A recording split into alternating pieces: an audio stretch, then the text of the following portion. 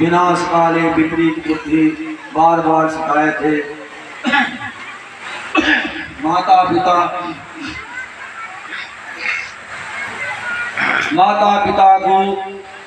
पिता गुरु है, उनका वाणी को साथ साथ बिना विचारे भी करते हैं। तब भी बार कहे थे, कहा भी गया है, जिनको बिना ताके मत पहले है लेना। साम नाम के दो चार यदुवंशी लोग अपने सुंदर जो सामने था बिल्कुल स्त्री रूप में उसको बना लेते, साड़ी पहना देते, बिल्कुल स्त्री जैसी थी। महिला माताएं होती हैं उसी प्रकार से बना ली। दो तीन की सहेली बन गए और जहाँ ऋषि लोग रुके थे, विश्वामित्र संत सम्मेलन हो रहा था, अभी नई नवीली आई है, ने चिढ़ गया, अरे यदुवंशी के तुम ऐसे छोरे हो, इनके पेट में ना कन्या है, लड़का है ना लड़की है, मूसल है मूसल, और इसी मूसल के द्वारा तुम्हारा यदुवंशी पूरा समाप्त हो जाएगा। भक्ति हुए आए, देखे मूसल, वसुदेव जी कहते हैं घीस दो, और समुद्र में घिसा गया, वो अरई नाम का वृक्ष हो गया। इधर कदम्बरी मदरा, ये मदरा जो होता है आज के समय में शराब भी हो गया है, यही मदरा यदुवंशी ने पिया और एक दूसरे में झगड़ा करते हुए 56 करोड़ यदुवंशी पूरा उनका विनाश हो गया। एक दूसरे ऐरी कुल्हाड़ ऐसा तलवार के समान हो गया और इस प्रकार से यदुवंशी का पूरा विनाश हो गया। इसलिए भागवत पुराण आदि सभी संत समान सब कहते हैं कि देखो मदिरा गलत है, इनको सेवन करना नहीं चाहिए। जिस घर में मदिरा हो उस घर में लक्ष्मी की वास नहीं होती। कला होती है, यदुवंशियों को बार बार समझा दिए थे, बाकी सब आप सब लगने लगे और भगवान योगेश्वर बन करके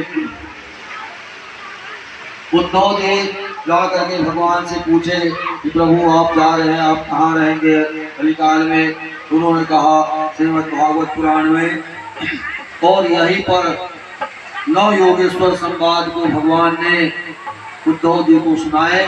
जो 9 योगेश्वर थे, ऋषभ 9 योगेश्वर बन गए थे, उनका संवाद को भगवान कहने लगे कि दुर्लभो मानसो देवपुरा, ये देह बड़ा क्षणभंगुर है, ना जाने कब किस समय ये छोड़ दे।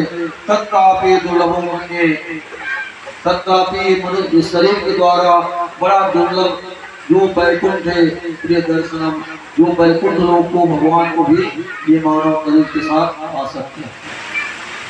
हमारे संत कबीरदास जी ने कहे कि जियत ही दर्शन देहु मरे न देहु राम, जो लोहा माटी है वो तो पारस के का काम। हम जीते जी भगवान को देख ले, जीते जी पाले और आत्मा का बोध कर ले। आत्मा का बोध करना ही तो परमात्मा है। मन को भी साध लेना, जीते जी दर्शन देहु मरे न देहु राम। जब लोहा तन माटी भे तो पारस के का काम, ये लोहा तन है, इसमें काम करते हुए सब अच्छे करके ये लोहा तन में पारस पत्थर मिल जाता है। गुरु का वाणी, गुरु का सीख और ये भक्तों का भगवान का भागवत पुराण का सीख मिल जाता, वही तो पारस पत्थर है। तो दर्शन में और देवता लोग लोहा मिल गया, बहुत जने को बहुत सारा चांदी मिल गया। उनको गुरुदेव ने कहा था, देखा बेटा ये कभी समय आ जाए ना तो इस पत्थर को पानी में खींच करके उनको छुआ देना। बहुत सारा लोहा रखा था और बाकी लोग चांदी रखे थे, और उस पत्थर को जैसे छुआए तो लोहा सब सोना हो गया, बाकी चांदी नहीं होती। पारस पत्थर लोहा को ही सोना बनाता है। तो हम लोग लोहा हैं और इसमें गुरु का मंत्र पढ़ने पर, गुरु की दीक्षा, साथ में कथा आदि सुनने पर हम सोना बन सकते हैं, बैकुंठ लोग जा सकते हैं, भगवान को पा सकते हैं। वहाँ की देवता लोग आकर के नाचते हैं, कितना अपने आप को साट देते हैं, देखते हो वैसे देवता चढ़ते हैं तो कितना, वो सब गांव देवता है, कहते हैं हमको भी मुक्ति दो। तो पारस पत्थर हे भगवान योगेश्वर भगवान कृष्ण कार्यालय दत्ता पे दुल्हे वैकुंठ प्रदर्शन, वैकुंठ के लिए तुम अपना स्वभाव भगवान की वाक्य है। श्रीमद् भागवत पुराण की जय। नारायण तो नमस्ते प्रभु, मैं जो कुछ भी अच्छा किया है सब आपके चरणों में समर्पण है। और इस प्रकार से भक्ति की लक्षण बताए, कहने लगे माया मैं और तो ये तो माया है। माया सदा हम जिसको चाहते हैं, जो मन जिसको चाहता है वो मिलता नहीं, वो है नहीं, उसी को चाहता है। और ममता ही दुख का कारण होता है। सभी में इसमें मैं साक्षात भास हूँ। और इस प्रकार से योगेश्वर भगवान की ये 9 योगेश्वर जिनको सुनाए थे राजा जनक ने, और उन्हीं की कथा को भगवान कृष्ण जी साथ से भेंट हुआ और दत्तात्रेय महाराज के 24 गुरु हुए। पृथ्वी वायु आकाश माधुरीना पिरंगस्या कुरुभवः कुमारी सहस्रो सर्पो पुण्य नाभि सुरेकृतः। 24 गुरु हुए, जिसमें पहला गुरु पृथ्वी के समान धैर्यवान होना चाहिए। दूसरा गुरु वायु सब जगह पे चलता है, सब में रह जाता है, बाकी उसमें वास नहीं होता। आकाश भी किसी को अपना नहीं मानता। जल में कहे जल सब में मिल जाता है, सभी रंग मिल जाता है, गर्म भी हो जाता है बाद में, जो अपना अस्तित्व ठंडा होकर के छोड़ता नहीं। अग्नि को माने, अग्नि का सीख है, जो काम क्रोध आदि किसी प्रकार से सबको जला करके राख कर देता है, पत्नी अपना तेज को छोड़ता नहीं। चंद्रमा से शीतलता का घटता बढ़ता रहता है, ये घटने बढ़ने का काम शरीर है। हम आत्मा करते हैं, जैसे कबूतर अपनी अशक्तियों में हो करके वही मर जाते हैं। अजगर को गुरु माना मैंने, अजगर एक जगह बैठ करके उनका भोजन स्वयं आ जाते हैं। समुद्र किसे में सीखा, समुद्र इतना सब कुछ होते हैं बिल्कुल शांत रहता है। पतंगा से सीखा कि हम जिसको ज्यादा मानते हैं, जैसे पतंगा कीड़ा मैं जा करके जल करके मर जाता, तो मैंने गुरु माना। मधुमक्खी को मैं गुरु माना कि देखा मधुमक्खी कहाँ से चूस के लाते हैं और मधुरस उसमें भर देते हैं, और मधुरस को देख करके बहरिया आ करके उसमें आग लगा करके चूस करके ले जाते हैं। इसीलिए पितृटी होता है। भोग लो तब ठीक है, या कोई चोर ले जाए तब ठीक है, या नाश हो जाता है। तो भौरा 13वां गुरु बना, तो भौरा कमल के फूल में जाके चूसते हुए संध्या हुआ तो बंद हो जाता है। वो काट को भी काट दे सकता है, बाकी प्रेम के द्वारा उस कमल के फूल को काटा नहीं। सुबह समय और ज्यादा रस लेके जाऊंगा, ऐसे सोचता रहा। सुबह समय सुबेरे टाइम एक हाथी आकर किसी फूल को आ जाता है। इसलिए कल की नौबत ना दो, जो भी अच्छा कार्य है आज ही कर लेना चाहिए। इसलिए साधु को हर समय भगवान का नाम लेते रहना चाहिए। फिर अगले गुरु हाथी को, जो हाथी होता है बड़ा कामी होता है। हाथी इतना मनमस्त होता है कोई पकड़ नहीं पाते, बड़ा कामी होने के कारण बहुत बड़ा गड्ढा खोल देते हैं और पतले पतले बांस आदि को डाल दिए, ऊपर से एक हथनी का रूप धर के हथनी का वहाँ एक स्टेचू रख देते हैं, जिसमें मनमस्त हाथी आकर के और हथनी की टांग बस में वो फंस जाता है।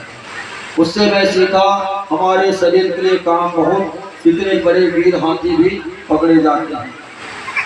हिरण से सीखा, हिरण कान में बीड़ा बजाओ, बीड़ा खड़ा हो जाएगा, उसको पकड़ लो। इसीलिए कान के द्वारा इतना मधुर आवाज में भी फंसना नहीं चाहिए। मछली को गुरु मारा, मछली को गुरु मारा, मुंह में फंसा करके साथ साथ आटा में आटा डाल के जैसे फेंक दो, मछली खा लेती है और फंस जाती है। तो मुंह के भी चलचलता हमारे लिए घातक होता है। ऐसे सन्यासी को 17वां गुरु पिंगला वेश्या ने सच धस करके, कोई आएंगे मुझे पूछेंगे, मुझे मैं धन कमाऊं, कोई नहीं आए। अंतिम में पिंगला ने कहा, अरे हाड़ मार की पुतलियों के लिए मैं दिन भर उनका राह देखते, कहीं भगवान के राह देखते मुझे वो भी मिल जाए। और भगवान के आशा नाम परम दुखम, निराशा नाम परम दुखम, आशा करते हो वही निराशा का कारण बनता है। इसलिए परम सुख पाना है तो आशा नाम परम दुखम, निराशा नाम परम सुखम, भगवान से ही आशा करो, दूसरे से कोई आशा जरूरत नहीं है। कुकरी नाम के पक्षी, उनको मैंने गुरु बनाया, उनसे मैंने सीखा जैसे चोट मिला ला करके अपने बच्चे को खिलाते हैं। बाद में बड़े हुए तो बड़े होने पर उनको चोट में मार करके खुद ही उनको भगा देते हैं। अब माया में बच्चों को फंस करके ये पैदा वो करके इसकी माया में फंस जाते हैं। सुपुत्रों का धन संचय, कुपुत्रों का धन संचय। सुपुत्र पुत्र होगा वो खुद धन कमा लेगा, कुपुत्र होगा वो सब धन कमाए को। तो माया ममता पुत्रों के लिए होना चाहिए। धन नहीं, उनको संस्कार दो, अच्छे संस्कार पा जाएंगे वो खुद कमा लेंगे। उनसे सीखा। अंतिम बालक से मैंने गुरु बनाए बालकों को, तो बालक में उनमें बिल्कुल किसी के प्रति भेदभाव नहीं होता। कुंवारी कन्या को मैंने गुरु बनाया, उससे क्या सीखा? तो कुंवारी कन्या को मैंने देखा, उनके लिए एक सास आई थी। पहले आते थे, देखते थे और देख करके कन्या को कहे बस पसंद है हमारा। आज तो ज्यादा कुरीति के कारण देखने के बाद भी परेशानी। पहले आते और आकर के कहते भाई तुम्हारी कन्या पसंद है, हमें भोजन बना के भोजन करो। तो कन्या के लिए आई, पसंद कर दी उनकी सास, और कहते हैं कन्या हमें पसंद है, हम उन्हीं के हाथ से खा के जाएंगे।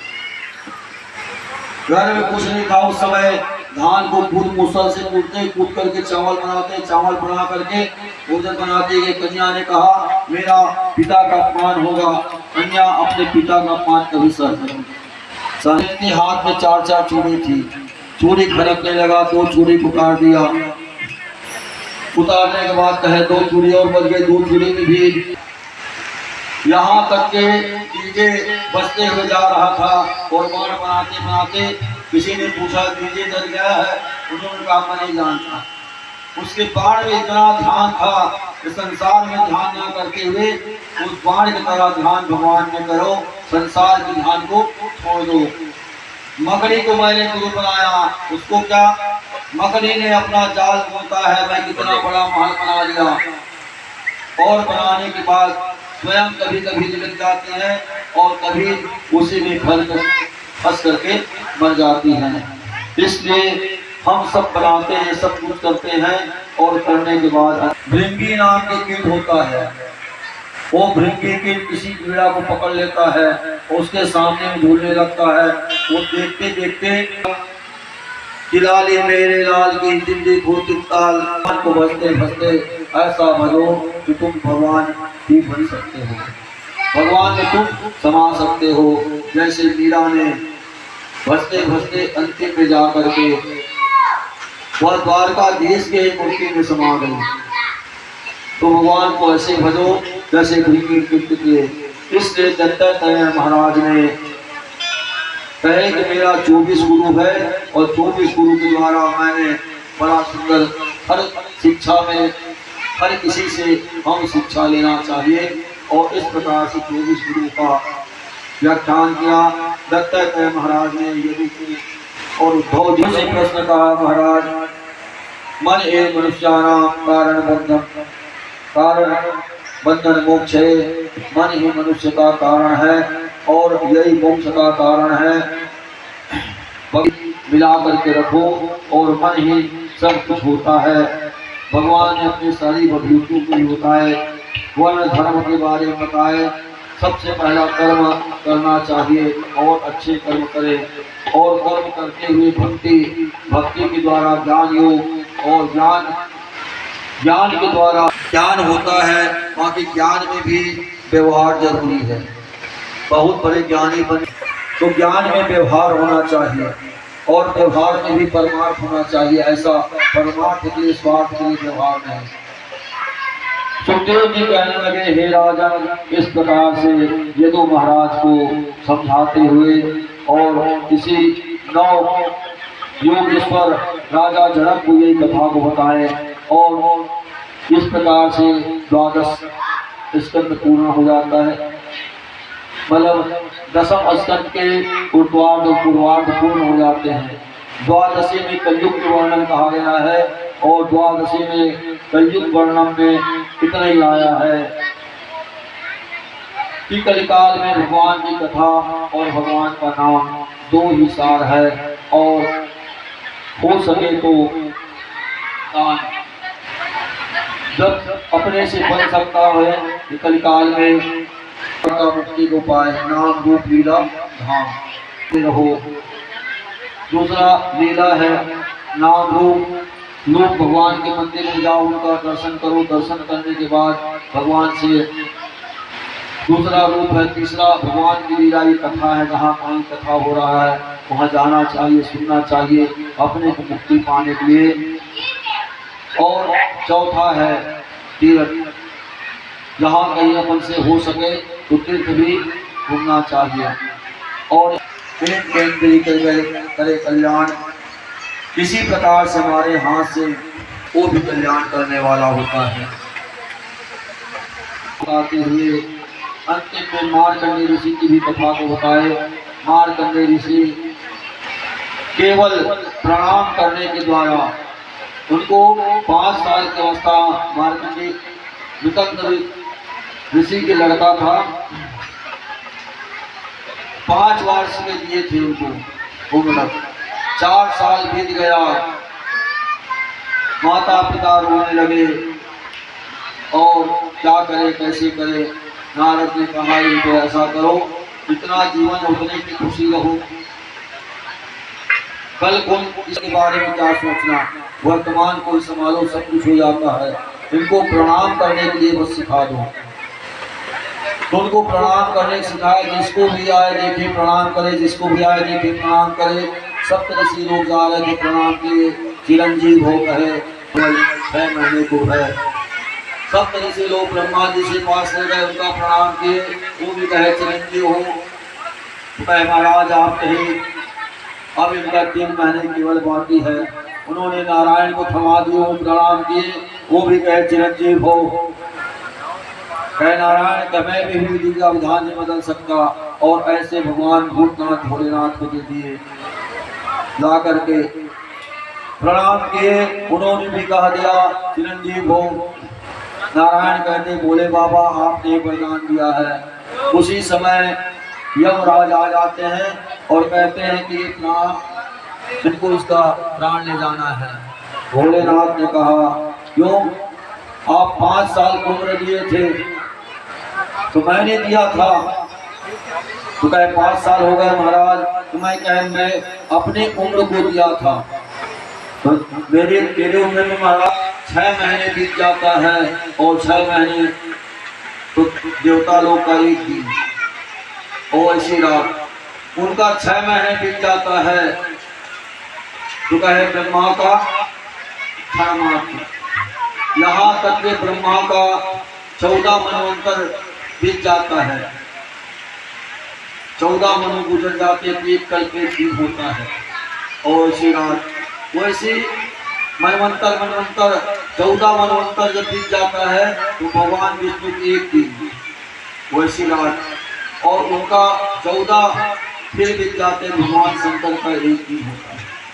उन्होंने कहा महाराज इतना लंबा उम्र ना हमारे कोई आने वाले कोई ऐसा कहो ना अजर अमर हो गया। और प्रणाम करने के द्वारा मार्कंडेय ऋषि आज भी अजर अमर है। बोलो मार्कंडेय ऋषि की। नाम लेने से भी उम्र बढ़ जाता है उनकी कथा। और भगवान बाल गोविंद की बाल गोविंद सब प्रलय हो जाते हैं तो बाल मुकुंद बैठ के पेड़ पर पत्ता पर अपने अंगूठे को चूसते हुए और इस प्रकार से विराजन इनकी कथा तो अनंत है। अब समय भी हो चुका है और कहने लगे हे राजन आपने 7 दिन के अंदर यहाँ तक के दक्षिण नाम आने पर आपको मृत्यु होनी है और कुछ ही समय बाकी है। तो मैं इतना कथा आपको सुनाया और कथा सुनाने के बाद सुना देते हैं पढ़ा देते हैं गुरु जी लोग। अंतिम में परीक्षा लेते हैं। परीक्षा के समय गलत भी गुरु जी नहीं बोलते। उसी प्रकार से अंतिम में सुखदेव जी कहने लगे हे राजन तुम्हारी एक परीक्षा है। मैंने एक प्रश्न कर किया। उन्होंने कहा क्यों राजा परीक्षित तुम मरोगे। सुखदेव जी ने कहा राजा परीक्षित तुम मरोगे। राजा परीक्षित ने कहा मैं कब जन्म लिया हूं तो मरूंगा महाराज। मैं जन्म ही नहीं लिया हूं तो मरूंगा कहां से। कहे हे राजन बार बार तुम्हें धन्य है कि तूने मेरा सही सीख माना है। ये मरता शरीर है। आत्मा कभी जन्म लेता नहीं कभी उसकी मृत्यु नहीं होती। और इसलिए हे राजन इसमें ज्ञान ये है कि इसमें श्रीमद् भागवत में सर्ग विसर्ग स्थान पोषण इति मनवंतर ईशानु कथा निरूप कथा मुक्ति कथा आश्रय कथा ये 10 प्रकार की कथाओं को डाल करके बनाया गया है। और हे राज प्रथम स्कंद में सुखदेव जी परीक्षित का जन्म प्रसंग कुंती है की स्तुति भीष्मपितामह की स्तुति राजा परीक्षित का सभा सुखदेव जी की आगमन ये प्रकार की प्रथम दिन की कथा। जो 7 दिन की कथा नहीं सुने हैं तो आज की कथा सुनने पर भी पूर्ण हो जाता है। दूसरा दिन की कथा में सुदुर्न मुक्ति क्रम मुक्ति का वर्णन किया गया है। ब्रह्मा की उत्पत्ति और 4 स्तूप का कथा 4 स्तूप द्वारा भागवती कथा दूसरा दिन बताया गया। तीसरा दिन तीसरा स्कंद में विदुर मैत्रेय कथा कपिल देवहूति संवाद हरणाक्ष वध का वर्णन किया गया। इस प्रकार से तीसरा दिन। चौथा दिन सती चरित्र ध्रुव चरित्र साथ में ध्रुव वंश की कथा का निरूपण हुआ और इस प्रकार से चौथा दिन। 5वां स्कंद में 5वां दिन प्रेवत राजा अग्नित है नाभि है जड़ भरत है राहुगण संवाद है खगोल सातों की वर्णन किया गया। 28 नरकों का वर्णन किया गया। ये 5वां दिन की कथा है। 6वां दिन की कथा में सर्वप्रथम अजामिल उत्थान गुरु की हत्या परिणीभूत एवं इंद्रदेव का मरुदगणित उत्पत्ति इस प्रकार से 6वां दिन की कथा। 7वां दिन की कथा में प्रहलाद चरित नरसिंह चरित की कथा। 8वें दिन की गजेंद्र आदि मोक्षों की स्कंदों में लिया गया है और इस प्रकार के सभी स्कंदों के द्वारा कथा को 12 स्कंद में लेकर के 7 दिन में ढाल करके 7 दिन की कथा को बताए। अंतिम में कहने लगा राजन आप सब प्रकार से निमग्नो यथा देवो यथा मुच्यते यथा वैष्णोनाम यथा संगो पुराणस्य नामिदम्। जैसे सभी नदियों में गंगा होता है श्रेष्ठ, सभी देवताओं में अच्युत कृष्ण मानते हैं, वैष्णव में भगवान शंकर को मानते हैं, वैसे सभी पुराणों में ये श्रीमद् भागवत पुराण है। और इस पुराण के द्वारा क्षत्रियों को जैसे काशी में जैसे मुक्ति होती है, उसी प्रकार से ये पुराण के द्वारा कथा श्रवण कर लेने मात्र से ही मुक्ति होती है। और कथा को अंतिम करते हुए, कथा का आज अंतिम नहीं करेंगे क्योंकि समय हो गया है। कल कहा जाए, कल थोड़ी सी कथा उनका लेकर के, ऐसी कथा थोड़ी सी है और कथा थोड़ी सी लेकर के अब इनके बाद कथा यहीं पर विराम लेते हैं। और कल की कथा में बस परीक्षित को विदा करना है। सब कथा तो हो चुका है, अभी परीक्षित को विदा ना करते हुए यहीं पर विराम ले लेते हैं। कल की कथा में, कल पूरा 7 दिन होगी, जैसे बुधवार से बुधवार पहला दिन को छोड़ दिया जाता है, इसलिए कल सुबह टाइम परीक्षित की मोक्ष की कथा, उसके बाद गीता उपदेश आदि करते हुए साथ में तुलसी वर्षा हवन आदि सब होगी। और आप लोग सब एक भजन के बाद आरती में सब करके उपस्थित हो जाएंगे। गुरु द्वारकाधीश भगवान की प्रेम की बात है, प्रेम की बात है, बंदगी तेरे बस की नहीं है।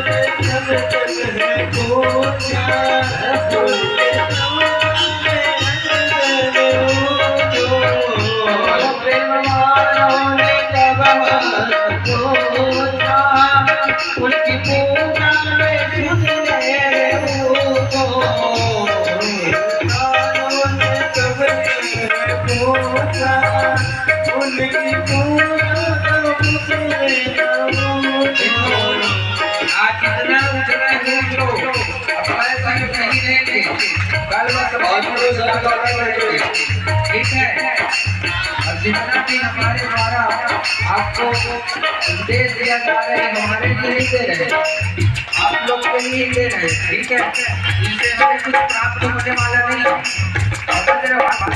वो दोनों हाथ उठाकर बड़े भावपूर्वक मस्ती में घूमते हुए प्रेम वालों ने कहा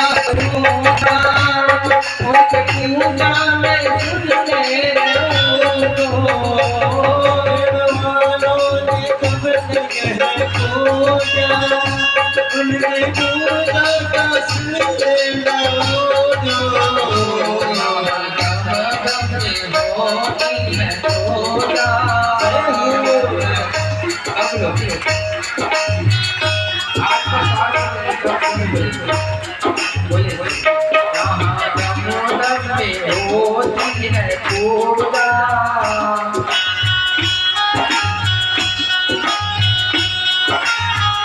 सर